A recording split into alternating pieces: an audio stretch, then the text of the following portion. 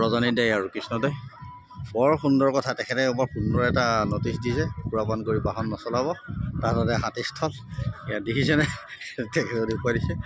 আজি আহিলে তেখেত ইক' পাৰ্কত। ৱাহ, তেখেতৰ জাননী। সেই গেটখনৰ মুখৰ আগলৈ অকণমান ঘূৰি দিয়ক, গেটখনৰ ওচৰলৈ অকণমান দি দিয়ক। ইয়াত দেখিছে, ইয়াত সকলোবিলাকৰ সুবিধা আছে, আপুনি যি বিচাৰে সকলোবিলাক পাব। চাওকচোন বাৰু কিমান সৌন্দৰ্য, নহয়নে বাৰু?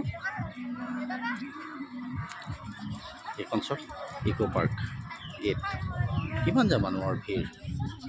আকৌ এবাৰ মাৰি দিছে, এয়া চাওক সুন্দৰ, কিমান বিউটি দেখিছে। হা দেখিছে, এইফালে কিমান যে গাড়ী মটৰ, বহুত দূৰ দূৰণিৰ পৰা দেখিছে।